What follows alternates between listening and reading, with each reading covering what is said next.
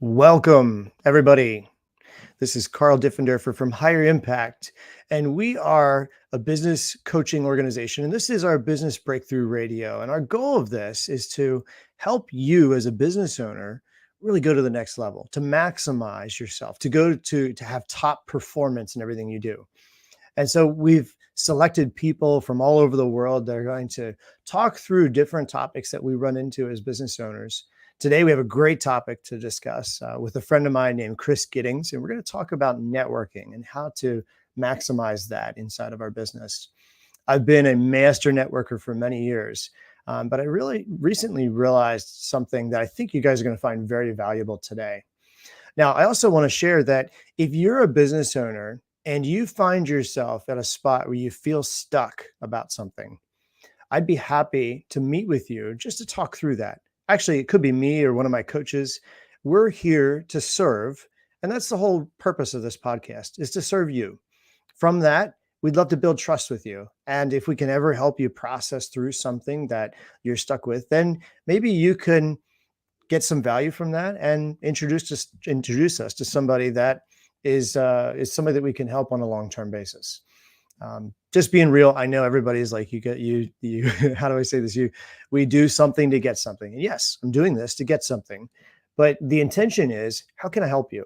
So as we process through things together on this call, and in the future, in our different episodes in the future, I challenge you to think about what is the biggest thing, the biggest challenge that's holding me back right now. So let's dive into things here. And we're going to have Chris join us, and then we're going to dive right into it. Here we go. Okay, Chris, you there? I am. Good to be with you, Carl. Welcome, welcome.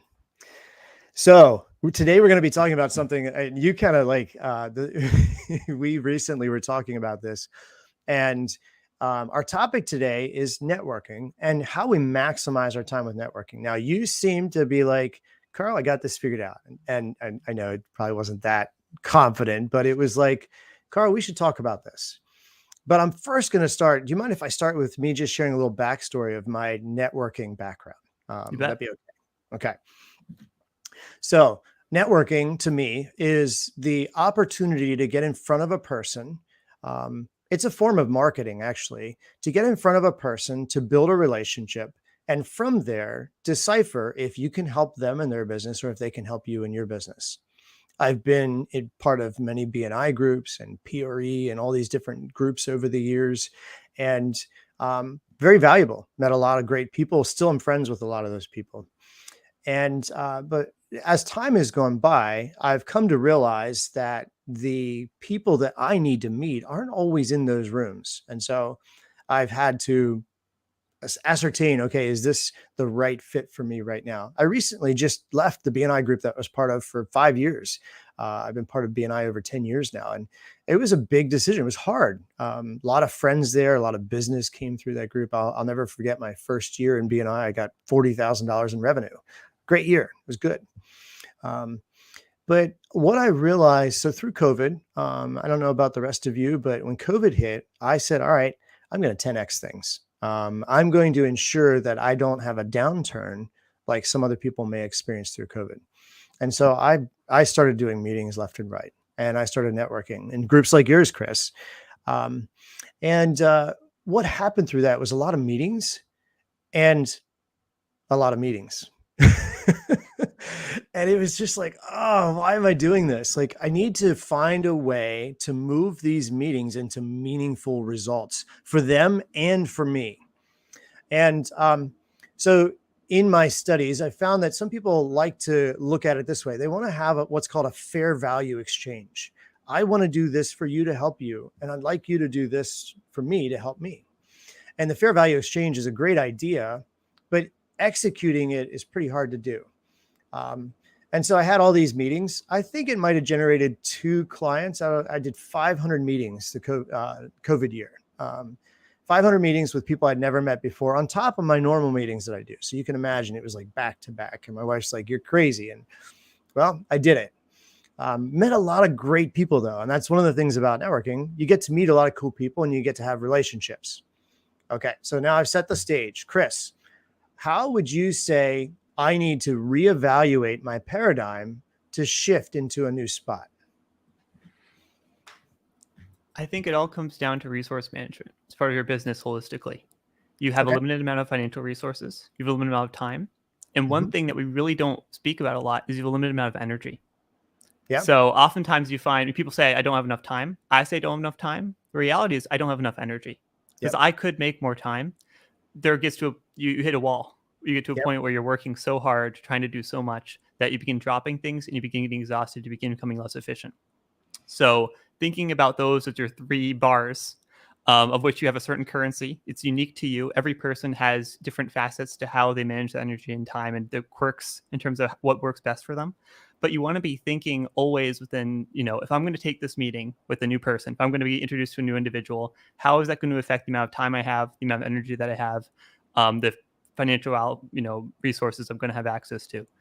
And you what to being a good networker is maximizing the impact of what you do on those three categories.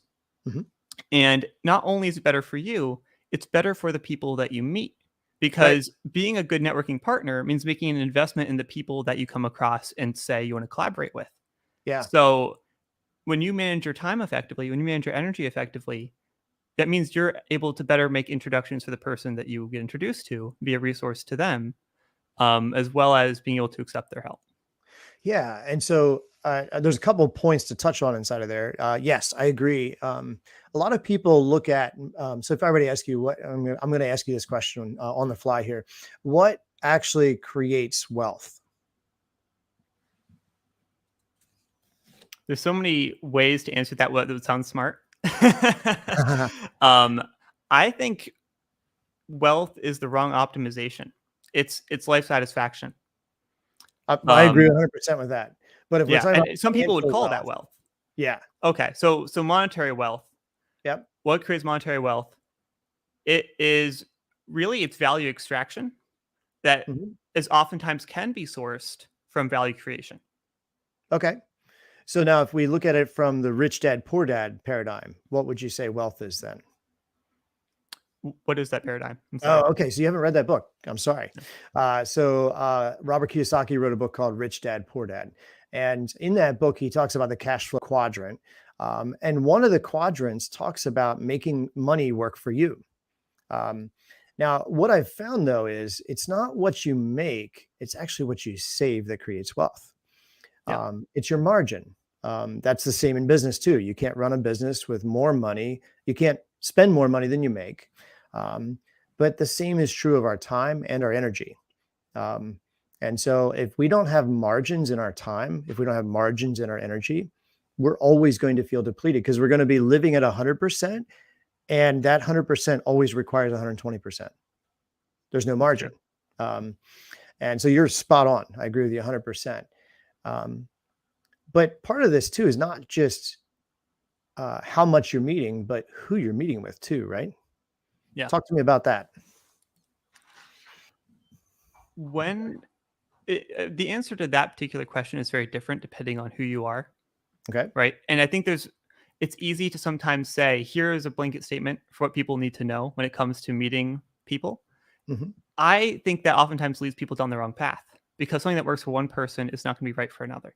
Right. I'm in an industry where anybody I meet could be someone I end up working with because I am Mhm. a professional that is involved in helping people build relationships. And anyone, no matter who you are, is going to need to build relationships. That's someone I can work with.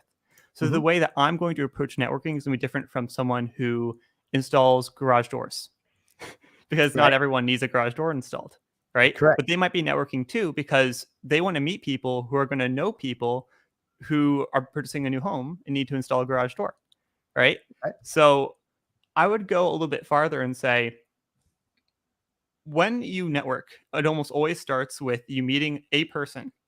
Everyone has that first person they met who introduces them to the hidden web or world of networking, right? This Yeah. like shadow world where all Yeah. these people from all walks of life and all places know each other and are connected across the country and Yep. sometimes across the world.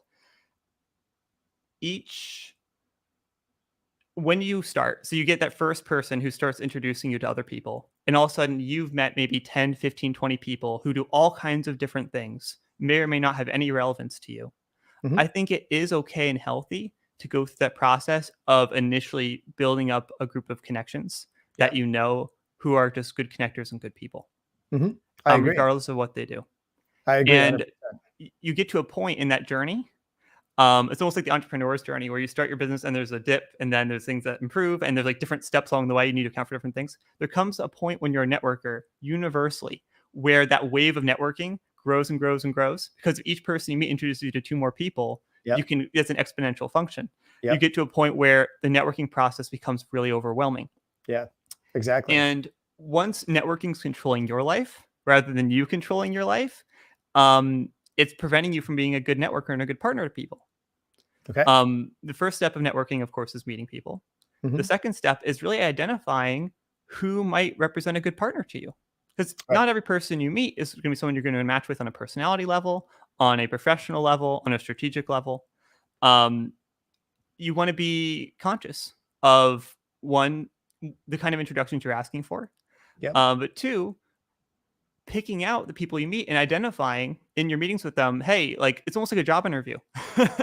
Is Yeah. this person, and don't ask like, oh, are you going to drive me business, right?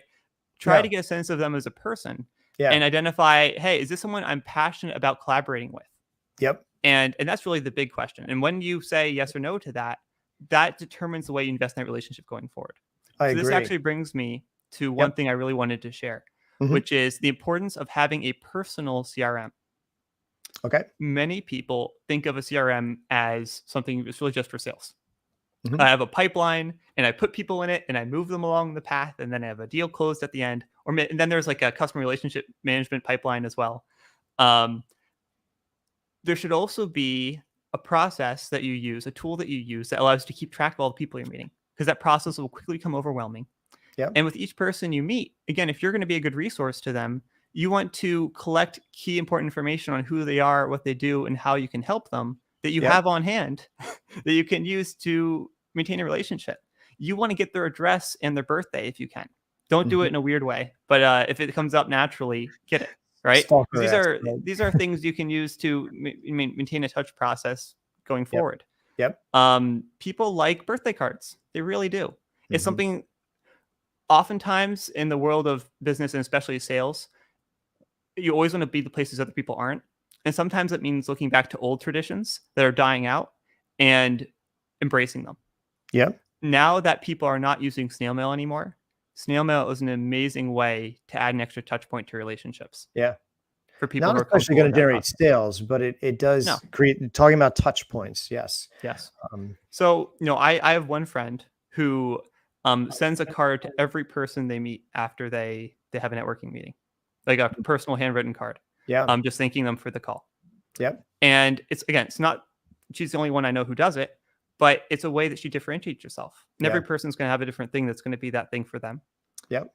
Um, when you meet a person, you want to, almost have a checklist on your second monitor of what you want to get through in your conversation to Mm, keep yourself focused. I agree. And do Yeah. you want to, one of the questions you want to ask yourself, either on the call or when you get off, is how often do I want to stay in touch with this person? Yeah. Right? Is this a relationship that I want to maintain where I'm checking with this person twice a year, once every 3 months, once every month, once every other week, once every week, right? Hopefully not more than that. Yeah. Yeah. um, the you want to set a cadence, and there are tools that can actually help you keep track of your relationships to maintain networking cadences, to check in with people and see how they're doing, Yep. Yeah. and see how you can support them and remind them that you exist. And there is one tool that I love called Okay. UpHabit. It's a Okay. phone app for Apple and Android. A friend of mine wrote it in retirement, actually. Oh, wow. So he built several companies in his career, and in retirement he just couldn't stop. So he's like, Okay. "All right, I want to build this personal CRM," and it's it's a free app. It's a free tool, and what I love about it is it lets you essentially set a cadence for each person you put in. That it says how often should I check in with this person, and then Okay. when you open the app, you actually see a list of all the people who you're due to check in with. And then Hmm. that could be a LinkedIn message, it could be an email, could be a call, whatever it is that you can use to just say hello. You swipe them away, and then 2 weeks or a month or 2 months later, they'll show back up. and then they'll be on your list of people to check in with again. Oh, wow. Right. That's cool. I'm excited So to check it out. yeah, so that's an example of something that, again, outsources a lot of the work of trying to keep track of relationships, because tracking relationships is ultimately the downfall of networking. You Yeah, start going I agree. around and meeting tons and tons and tons of people, and you forget them, Yeah. even if Yeah. you write notes on all those meetings, right? So you want, as long as you trust yourself to make good judgment when you first meet a person around how often you want to stay in touch with them, and oftentimes it is pretty evident early, who you want to meet, who you want to maintain a relationship with. Yeah. Yeah.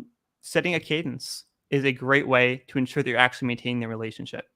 And Yeah. that extends personally as well as professionally. If you are using certain tools to maintain professional relationships, there's another jump you should make. I know this is a little bit off topic to say, why aren't I doing this with my family? Right? Hmm. Why aren't I doing this with my personal friends from college and high school who want to maintain a relationship? Right. Right?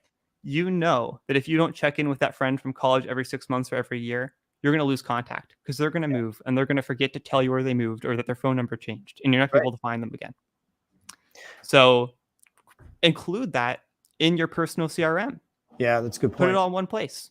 It's all part of your life. It's important to separate work and your personal life. It's also important to stay organized across both of those places and to be intentional, Yeah. It's right? intentionality. Yeah. It's all intentionality. So now the one thing that's coming to my mind here, there's a couple things throughout what you just said that I want to um, maybe build on top of, or at least say, hey, this is spot on. The first one is, I think that part of networking is we need to limit the amount of meetings that we actually do have each week. Yeah. So what I was doing was just giving people free spots whenever they wanted. And then I was finding that my whole week was just full of meeting with people from networking. Yep. Can't do that. So you got to define, okay, am I going to do 4 meetings a week? How long are they going to be? They're going to be half an hour. And then set up your Calendly to give them that block. This is when I meet. And that's okay. And if that doesn't meet, that doesn't work. Sure, find another time, but limit the amount you have each week so that you're actually controlling your calendar and your calendar isn't controlling you. Yep. The next thing is a buddy of mine, and actually I think it was, I forget who, it was a famous author said, you need to be interested and interesting on networking calls. In other words, you need to care about the person and say, okay, what's going on in your world? How can I help you? Tell me some great stories about yourself. But then the interesting part is you need to cause them to say, oh, wow, okay, remember that guy. He did X on our call. Like I noticed a guy on a call the other week, he had his guitar out. He's like strumming away on his guitar. That's great. I find people find it interesting when I say that I'm a classical pianist. They're like, oh, wow. I don't know. I'm a classical pianist. Who cares? But to them, they do. And then the other thing too is you need to align your values. You need to say, okay, are we on the same track as human beings? Not saying that you need to agree with their political point of view or their religious point of view or anything like that. I'm saying more so how you handle your business has to be in alignment. Otherwise, there's no point in you guys trying to do business together or help each other. Now, is that all that good? You're probably on board with all that, right? Oh, absolutely. Okay. Yeah. Do you have something to add, or can I take us into another conversation? I was realizing like we need 4 episodes to get through everything we want to cover here, but it's like we'll just have to cut a lot out, and it is what it is. Maybe we need to do more. I'll tell you what, everybody watching, even afterwards, if you watch this later, comment in the comments and tell us, hey, I want you to talk about this with networking or whatever. We'd be happy to talk with you about it. All right. So one of the things that I realized probably about 10 years ago now was that my people that I was networking with need to actually be getting into the pain of my customer. And so my ideal person that I should be networking with should be able to have the trust of the customer, and they should be talking about whatever it is that pain is that I can fix, but they can't fix that pain. So what that does then is it sets up this referral partner to look very successful. For example, financial advisors are great. Financial for me. Well, you might say, why? Okay, so I'm a business coach. I go in and I help business owners on the day-to-day of their business run their business to the maximum. Financial planner A comes in and he's like, hey, I can help you with your financial planning in the business. And he does a vision casting, dreaming session with them. And that vision casting, that dreaming, they talk about all their pains inside their business. And so then what happens is the financial advisor says, I know somebody that can help you. You need to talk to Carl. And in that, they go and talk to Carl. And from that, they actually, and I'm sorry, everybody, it looks like we're having some bandwidth issues here. Hopefully that I didn't cut out too much there. But in that, they actually go then and they say, hey, go talk to Carl. Carl can fix this problem for you. So I go and talk to that person. I start to fix the problem. I make them more money. They're wildly successful. And what do? Well, now they have investment money to go back to their financial planner. It's a win for everybody. So, Chris, what are your thoughts on finding the right people for your networking? I think it's something that's going to be a little bit intuitive to each person, and again, different for every industry. But one thing that I'll share is it's important to train your partners. So you want to clearly identify who your partners are. I kind of think of it like an onion, which is you've got your core inner circle of people who they know they're in your core inner circle of people and you have a partnership with. There are people who you know and like outside of that circle who you want to maintain relationships with. And then there are just people you know on the outer rung. Mm-hmm. Right? Yeah. And that the way you might have several more rungs depending on who you are, what you want to do as your process. But that's a simple model to follow. When you find someone you want to partner with, it's a two-way relationship, and there has to be buy-in from both sides. It's like dating, right? Mm-hmm. So you approach someone and you essentially say, "Hey, I really want to work closely with you to support each other in our businesses. I really value you and what you do for these different reasons, and you as a person for these different reasons. And here's how I see us potentially working together." You set the rules of engagement. Yep. Okay. You also want to actually train each other in how to make really effective referrals.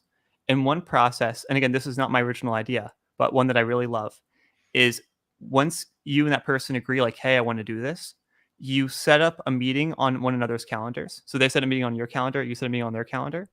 And the meeting that they set up on your calendar is a meeting for you to pitch them on your service. Yep. As if you're pitching anybody, to give them the full, deal of what that pitch would look like. Yep. And likewise, when you sit on their call, for them to give you the full rundown as well. So it's you taking all the time you need to fully immerse yourself and understand that other person's business. You're not actually trying to sell each other, but you're trying to give each other the full experience of knowing how this process works. And this actually came to me from a financial advisor friend. Mm-hmm. Financial advisors have a challenging process because they have to be so careful with what they put in writing. Yeah. And so they have to do everything through group management, through relationships, through talking. Yep. And they have a complex sale. It's why do I use this financial advisor versus another? There are a lot of nuances to what makes a financial advisor an effective resource or someone you want to refer to someone else. So this is especially effective for people in that industry when they make their partnerships to say, hey, here's the process I want to go through with you so that we both thoroughly understand each other and can effectively support one another. And when they buy into that process and they say yes, and they don't have to, again, allow them the opportunity to say, I don't want to commit to this, right? Because that's healthy. You only want partners that are bought in, and there might be really good reasons why it's not going to be the right fit for them. But once you go through that process with somebody, that's where you really begin building a strong referral relationship. Yeah, I agree. It's an investment, but a relationship's an investment. Yeah. And it's a strategic investment. And there's a reason why you invited that person to go through that process with you, because you really believe that this could work. Yeah, I do that already in the sense of I find that it's great for me to do a complimentary coaching session with any of my referral partners, just so they get a feel for it. And we got to do one ourselves here, Chris, sometime. And after that, they're like, wow, okay, this is amazing. And they're more inclined to actually refer me to people then. And I agree 100% with that. Precisely. All right, what's next? This is good conversation. Oh, I do have more. So I'm sure you do. I have a very strong case to make that anybody who networks needs a personal monthly newsletter. I make a really strong case for this. Mm-hmm. And many people will say, well, I already have a newsletter, Chris. Or I hate newsletters. I get so many of them. Why would I want to make one and contribute to the clutter? Yep. You as a person have a brand that is distinct from the brand of your company, even if you are a solopreneur. Hmm. And it needs nurtured in the same way that your professional brand needs nurtured. Yep. Generally speaking, when someone makes a deal with you in the B2B world, they're making a deal with you because they trust you with the Hmm. project, Right. not because they trust the company or any of its features or products. They know that you are going to get this done right for them, that you understand their needs, right? Right. That's your personal brand at play. Your partners, or at least the way I like to network, there are very effective processes for transactional networking. And Hmm. oftentimes you'll see those played out most in the financial world, in real estate, and in the financial sector. Hmm. There are also really great ways of building relationships that are really based on a investment you have in one another's success that is emotional. And sometimes people are afraid to allow that part of their life to exist here, but I think it's a valuable piece. I am only going to take on someone as a partner when I'm really excited about them and their business and their personality and all facets of who they are as a person. And what their cause is, like what drives them to do what they Their do. mission. That's Yeah. so important. Yes. Like, I have a friend that has a hot sauce company, and Yep. with every bottle of hot sauce that he sells, he's able to donate a meal to a local food bank in his area, Hmm. right? Hmm. So it's selling food to fight food insecurity. That's super cool, Yeah. and that's just one aspect of that person that I really appreciate. I also appreciate them on a personal level and on a networking level, and so just like you're hiring, you need somebody to have a variety of talents. They need to be organized, they need to be punctual, they need to be talented, creative, good team players, right? Whatever it is, you need the whole package. If there's a Right. component that's missing, it doesn't matter how good everything else is. Um, but you find that person and you say, hey, if this is someone I'm really invested in, who I want to maintain as a close partner, I would like a monthly update from them on how they're doing over email Okay. because that is a lot simpler than me having to get on a call with them every single month or every single 2 weeks. That's not Hmm. realistic. You have a job beyond Yeah. just meeting people, right? So if networking is only a small part of your job, you want an easy process to maintain relationships parasocially, um, rather than always just through calls or through direct messages. And a newsletter is a great way to provide a personal update to all of your partners at once, What and about a for all of your video? partners to do the same to you. That can be part of your newsletter. Right, sure. Like you say, you Yeah, record the video and put it in there. Do you think yeah. it's important to have video over text or maybe both, or what do you think? Because some people are going to It comes. read, at 2 a.m. in the It morning when they're looking at their email. if frankly is a personal choice, I don't think it's going to impact the results very much. Okay. It really comes back down to your style and what's Okay. going to be easiest for you to get the newsletter out. So if Hmm. you're more natural over video and that's just the way you like to communicate, record a video and use a tool like Loom or Boom Boom to send Yeah. out your emails. I use Otherwise, Yeah. yeah, or Dub. Yeah. Otherwise, right. But the personal newsletter, I believe, includes a few I like components that that. are really key to Yeah. helping your partners maintain a relationship with you. And again, for also you just keep track of the people you know, because Yeah. this isn't really just going out to your partners; it's going out to everybody. Right. Um, the Family. three Family as components. well. Yeah. Yeah, that's right. But the first component I feel is important is a personal life update. Just a one Mhm. paragraph on how you're doing, something you're looking forward to in your life, a hobby you've taken up, something completely unrelated to work. Mhm. And this is something that's very difficult for some people to do, but you can kind of think of it like a short Christmas card. Yeah. People, your partners genuinely want to know how you're doing, just Right. as you want to know how they're doing, again, without you having to have a call every month just to check in. Right. And the reality is, I have a psych background. People feel like they're staying in touch with you when they're being kept in the loop on things that are going on in your world, even if you Mhm. don't get to talk.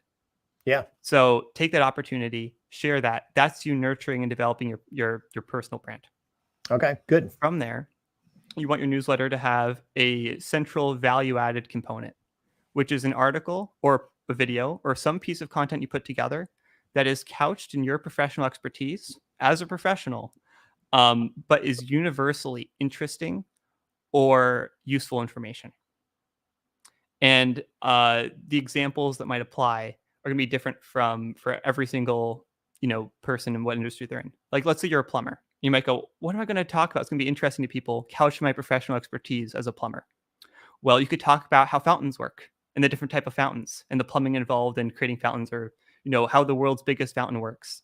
There are water parks in Germany that the old elites used to make um, in Victorian times that were like these crazy, crazy water parks with extremely elaborate plumbing that still exists today that you can visit. You could write a story about that, right? So universally entertaining, couch in your professional expertise, or to say, 3 steps every person should take when they clog their toilet.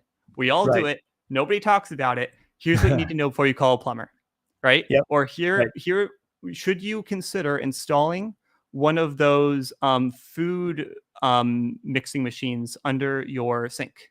That where like some people have drains where they collect food particles and then toss them away into their trash can, and other people just let the food go down the drain, and there's like a little machine that like quarters it all up. Yeah. It's like, Yeah. what are the pluses and minuses of either of those methods of dealing with food waste in your sink, right? Before, again, you have to call me because you have a clog.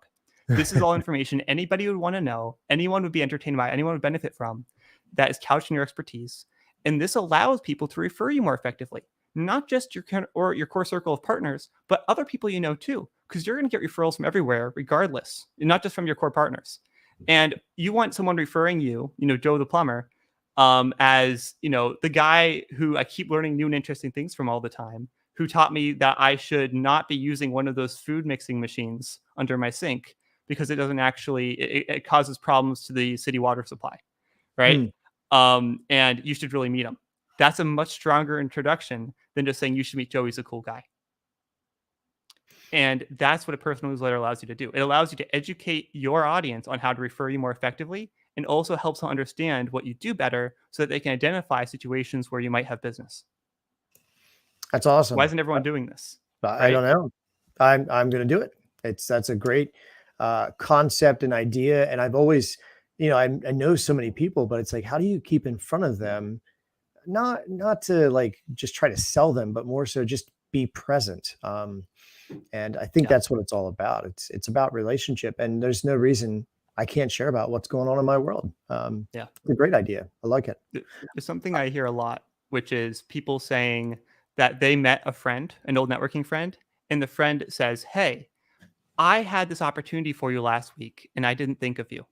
Yeah, how Like, I many can't times have you heard believe that? this. That would have been perfect. I can't believe I Yeah. didn't refer you that opportunity." Yeah. Yep. A monthly newsletter is that right cadence to make sure that never happens, because Yeah. it's just enough to keep you top of people's minds to the point where they're not going to forget about you when those Yeah. things pop up. That's good. I like that a lot. That's cool.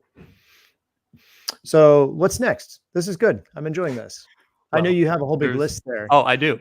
Well, there's more to the newsletter component because I'm not done, and there are Oh, two other okay. components to this that are really important. There's a third component to the newsletter, which is a call to action. It is Okay. okay for part of your newsletter to be an ad, just not the whole thing. And when Yep. people hate newsletters, they hate them because the entire newsletter is an ad. It's like junk Yeah. mail. Yeah. Nobody wants the junk mail. The third component of your newsletter is you making a very specific, easy to follow ask of your audience. That could be, hey, this article that's here in the newsletter, I also posted it on LinkedIn. Could you please comment on the LinkedIn post? Let me know what you thought of the article. Yeah. That's the way to get a lot of engagement on your LinkedIn post. It could be, I'm trying to figure out a topic for next month, and I'd be interested in the questions you might have about plumbing. Can you please email me back with a question you might have? Or it could even be, I'm trying to meet people in the water treatment space because I have synergies with them. If you know anyone in the water treatment world, can you please refer me? So you're I'll not give 2 more asking them for examples. business. You're asking them for Yes, things a outside of simple, that sphere. easy to follow ask. Yeah. Yeah. And the reason why this is so important is when people do something small that helps you, they become more invested in your success. When I refer somebody who I've met, I'm like, oh, you need to meet this other person. The act of me putting in a little bit of effort to support them makes me care about them more. This is another psychology thing. And Yeah, I even can though I'm tell. aware of that technique, I still feel it. Yeah. And I just let it be. I'm like, hey, I do like this person more because I'm helping them. You know Great. what? I'm going to own it. Don't be like, you need to do it. There's always an ask you can make. Even if you can't think of anything that you actually need, make the ask, engage your community.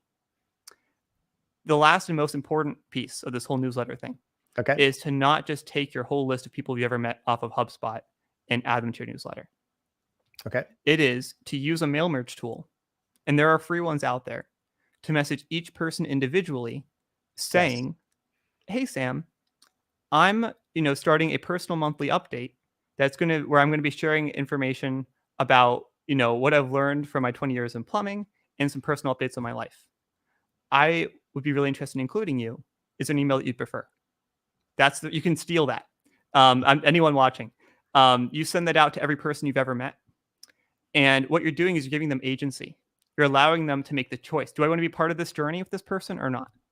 It's Okay. kind of like a more informal version of forming a partnership, but Yep. it's one dimensional or Hmm. one directional. And what you'll find is a surprising number of people, maybe roughly 60 to 90% of the people you send that to are going to reply back saying, "Yes, I'd love to receive the updates. Here's my preferred email." And Okay. when they do that, when they make that choice, the engagement rises fivefold versus if you Wow. didn't take this step. So Okay. that's email open rates. That's people actually reading your article. That's people actually doing the call to action Okay. because they decided for themselves they wanted to be in this journey for you. They're looking out for your email in their inbox. They're looking forward to reading it. Hmm. And Okay. that is such a huge difference. So it's not even about the ethics of emailing. It's about your audience having the opportunity to make the choice to be engaged with you. Yeah, I've also And found too, I've seen a couple, even politicians that will send out a quick email that says, "Hey, I'm working on keeping my database up to date. Here's my most recent V card.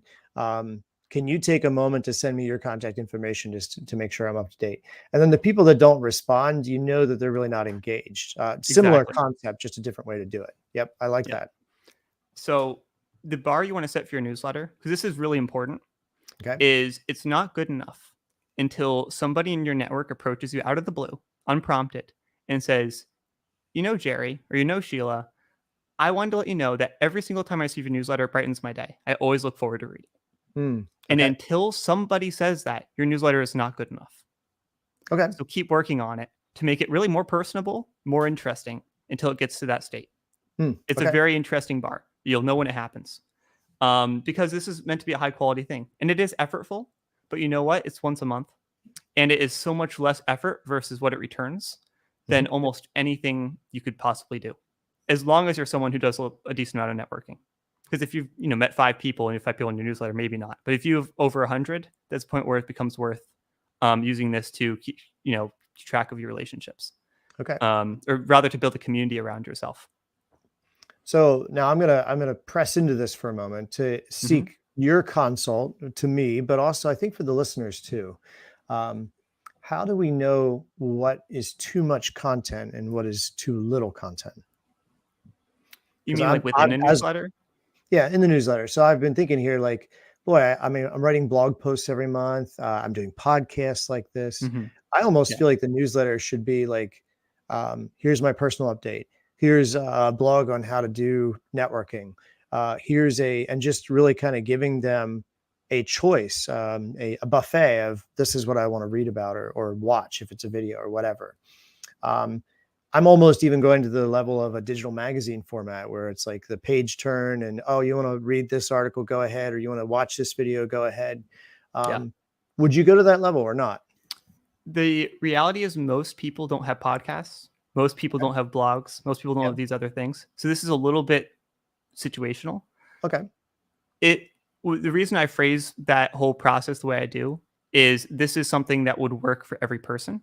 But Mhm. then you get into, well, if I'm doing an interesting podcast every month, if I'm putting out another interesting piece of content every month, couldn't I use that instead? Because that would save me time. And that's content I'm proud Exactly. of that I think my audience would engage with. The answer is yes. You can absolutely do that. You can absolutely swap that in or add it as another piece. Mhm. There is no, like, beyond the template, which you don't even really need to use. The most important takeaway here is ask your network before adding them to your newsletter to get them bought in, and wait for people to begin replying to you saying how much they love your newsletter. Okay. And everything else can be changed, Okay. right? So as long as there are people who really appreciate it and always want to be a part of it and value it, that's when you know you're doing a good job. Okay. And I think absolutely you can include your newsletter. You can include your podcast. You can include your blog updates. You can even the thing that makes the newsletter cool is it can be the point where you create the original piece of content that then becomes your blog post, right? Yeah. Correct. So Yeah. you use the newsletter to hold yourself accountable to create original content. You Mhm. build up a library of content, and then that's also part of your social media strategy. Right.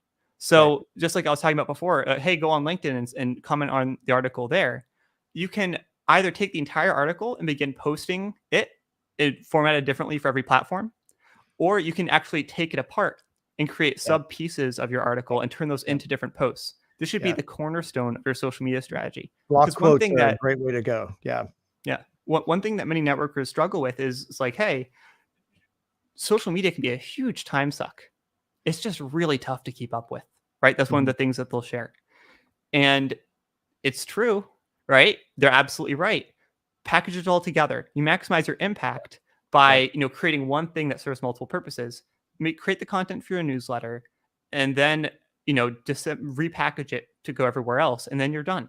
You don't need to Yep. be posting several times a week. You can post once a week, take your monthly newsletter, put it into 4 pieces, and put those out, right? Mm. Um, or you could do something different. But the point is, at a bare minimum, I really want to take people who are doing nothing and help them do something in a way that's not going to take over their lives or feel like unapproachable. Okay. Yeah, I agree with all of that. Yeah, you're spot on so far. This is good. Um, all right, what do you got next? I had a feeling you're going to say that. I'll keep going. When you've got partners, Mhm. and oftentimes you become, again, emotionally invested in your partner's success, Mhm. and you try to support them back in a few ways. You try to make them referrals. You try to help them meet people who you'd like them to meet. You try to give them professional advice. You workshop your businesses together. You might send them a gift in Mhm. appreciation for something that they've done for you. You might send them a holiday gift. One thing that people really don't think about doing is recommendations on LinkedIn. And Okay. you might say, well, Chris, wait a second. I have recommendations on LinkedIn. I've given other people recommendations. What are you talking about? Most recommendations that are given because a person asked for them or because someone gave you a recommendation and you wanted to give them back as well. Right. Mhm. So they're always prompted by something. There was a time a few months ago. All of the ideas I share, well, the newsletter is my idea, but almost everything else is someone else's. I just repackage because people do brilliant things. I'm the aggregator, right? To help Okay. other people take Yep. advantage of that knowledge. Somebody randomly who I know out of the blue, who I hadn't talked to recently, left me a really, really thoughtful LinkedIn recommendation. Hmm. And it made my day. I know it's never going to translate to business for me. It's not like someone's going to read, my profile and then see this one quote and they go, "Oh my gosh, I got to use Chris now." Right? But it was just something where that person essentially wrote me a message, more so than a recommendation, saying, "Here's why I value Chris." Right? Hmm. He, helped me with this different things. He's really smart in these areas. He's genuine and caring. And it was really a statement that she was almost addressing to me, saying what I meant to her. This is such an easy thing for you to do that will have a major, major impact on your network. Letting everyone know what you think about them and how much you care about them publicly. Because when you say it out Hmm. into the world, it kind of hits differently, right? I Take agree. 2 hours someday in the next few weeks and set them aside on your schedule. And they're your 2 hours to go through as many people in your network who you care for as possible and to randomly leave them a thoughtful recommendation that lets them know what they mean to you. And that will Okay. be one of the most impactful 2 hours you've ever spent and one of the most productive 2 hours you've ever spent because Hmm. that can hit harder than sending someone $100 gift basket Oh or yeah, anything else you could possibly do for them. Sometimes even more so than a referral. I So agree. it's something, again, everyone should be doing and nobody's thinking about. Yeah. So when you say recommendation, you're talking about it's almost like a review at the bottom of their LinkedIn page. Also, just as a sub note for those of you that haven't done that before, it actually at the end asks them to do the same for you. It's all automated inside of LinkedIn, from what I gather, at least. So you probably will get recommendations in return as well, then, which is very nice. It could happen. And Yeah. another thing is when you give someone a recommendation, LinkedIn will not add it to their profile until they've approved it. Yeah. So Right. you'll never get a recommendation that's a bad review because all reviews go through you.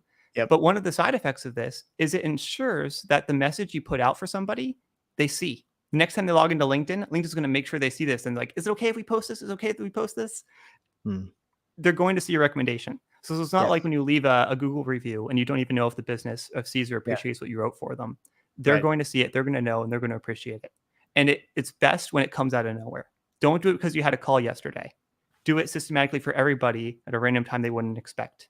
Yeah, I agree. That's all great stuff, Chris. This has been awesome. It sounds like you have more. So, but I do think we need to start to wrap up for the sake of our future Absolutely. conversations today with other people. But um, I guess let's close with what would be your final parting word in this conversation? And let me also ask you, should we plan on doing another one of these, part two? If you're down, I'm down. I'm Absolutely. always down. Yeah, this has been a great Um, conversation. I learned yeah, some good it'd be stuff, and wonderful. hopefully, you seem smart enough that I didn't teach anything new, but that's okay. Um, you're a smart cookie. I'm excited to continue to get to know you. So, what's your parting word of wisdom? My parting word of wisdom is that it's always healthy to sit back occasionally and marvel at how crazy it is that we exist. And I know Come this is on, a man. completely left field. No, it really is. It Okay, really, all really right. Go is because ahead. we Go ahead. don't. And everyone here needs a reminder that you need to go sit on a park bench at some point and just marvel at how incredible life is, Yep. and how special it is, and to allow that wonder to guide your day-to-day experience. Wonder. That's a great word. It's important for us to wonder because that creates the space for us to dream, but it also creates thankfulness and gratitude in our hearts, which creates contentedness. And I think a lot of us are after peace and contentedness and joy. So, yeah, great advice. Good word. Okay. Well, Chris, we will meet again here very soon. I appreciate your time today. Awesome. And we'll be having more of these in the future. Keep tuned in. They also end up being a podcast at the end. Right now we're doing a live cast, but it becomes a podcast. So watch out for that. We're also going to have shorts. So be aware that there's going to be little shorts that we're sharing as well. Thank you, Chris. We'll talk to everybody soon and take care. Have a great weekend. See y'all.